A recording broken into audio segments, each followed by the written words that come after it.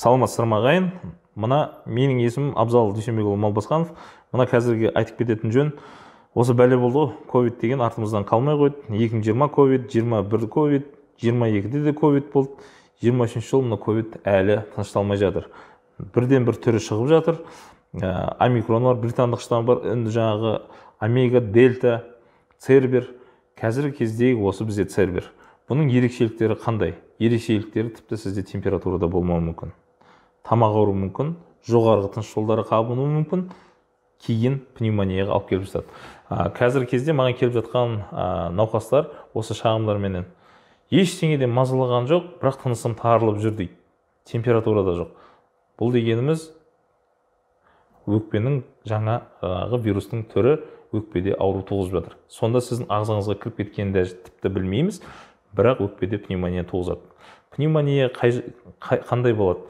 Бұл коронавирустың туғызатын пневмониясы, бұл өкпенің жоғарғы жағы, немесе ортаңғы жағы, төменгі жағы, оң, сол өкпе деген жоқ. Сол себептен бұл барлық жерде полисегментарлы пневмонияға алып келіп жатады. Полисегментарлы деген өкпе сегменттерден тұрады. Сегменттердің барлығы қабынады. Ковидтік пневмонияның ерекшелігі осы. Сонда сіз қабынған кезде шектеулі емес, бүкіл өкпеңіздің тіндері қабынуы кездесіп жатады. Кездескен кезде бұл жерде не болады? Өкпенің ішіндегі альвеола қабынатын болса, әрине ол жаңағы өзінің шектеулі пневмониясына келеді. Бірақ бұл вирус альвеоладан ары қарай өтіп кетеді, қылтамырлардың ішіне кіріп кетеді. Қылтамырлардың ішіне кірген соң ол бүкіл ағзаға тарала бастайды. Ағзаларға тарала бастаған кезде бұл қан тамырларда ұйытқуға алып келеді. Сонда альвеола қапшықтарының сырты қан тамырымен қапталып тұрған болатын болса, өрмекшінің торы сияқты, сол тордағы қанның бәрі үйіп қатып қалады. Ауа кіргенмен альвеоланың сыртында қан айналымы жоқ. Сол себептен альвеола демалмайды. Сіз қанша ауаны кіргізгенмен де қанда жүрмейді, сол жерде қан тұрады. Ол қан тұрған жерде ағын судың арамы жоқ, тұрып қалған көл сасық дейді. Сол себептен тұрып қалған қан кейін қабынып іріңдей бастайды. Бұны альвеола арасындағы қабыну. Бұны ковид пневмония интерстициалды пневмония деп аталады. Интерстициалды пневмония дегеніміз бұл жаңағы альвеоланың ішіндегі су құрғақ болса да сыртында қабыну болып адамның тұншығуы басталады. Сол себептен көп жағдайда адамдарға мына ковид пневмониямен ауырған кезде кислород беріп жататын содан. Өйткені өкпе 100%-ға жұмыс істемейді, 50%-ы қабынса, қалған 50% бүкіл ағзаға оттегін жеткізе алмайды. Сол оттегіні концентрациясын жоғарылатып кислород беріп жатады. Сол кезде жаңағы қанды сұйылтатын дәрілерді беріп жатады.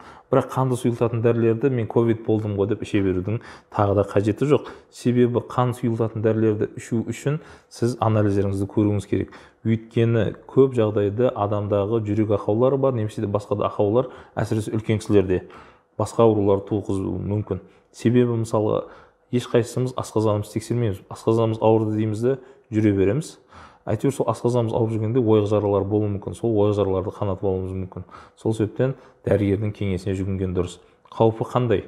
Пневмонияны интерстициалды дер кезінде емдемесек, вирусқа қарсы дәрілермен, не болмаса басқа да керекті дәрілермен дер кезінде тоқтатпасақ, бұл бүкіл өкпені толтырып, қабындырып, алдында айтып жүрген өкпе ауруларының барлығына алып келуі мүмкін. Көп жағдайда ковидтік пневмония алдындағы айтып кеткен өкпенің ісігіне де алып келеді, ісінуіне.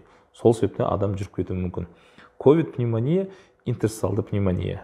Бұл көп жағдайда антибиотикпен без вирусқа қарсы дәрілермен емделеді. Ал вирустың түрі көп. Сонда барлық вирусқа қарсы дәрілер көп жағдайда көмектесе бермейді.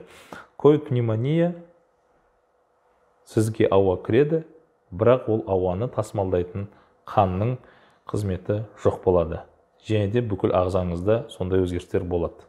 Бұның алып келетін ақаулары инсульт, инфаркт және де басқа да ағзалардағы өзгерістер мен бұзылыстарға. Сол себептен денсаулықтарыңызға салғырт қарамаңыздар. Кеңес керек болса хабарласыңыздар. Сау болыңыздар. Быстро сказал.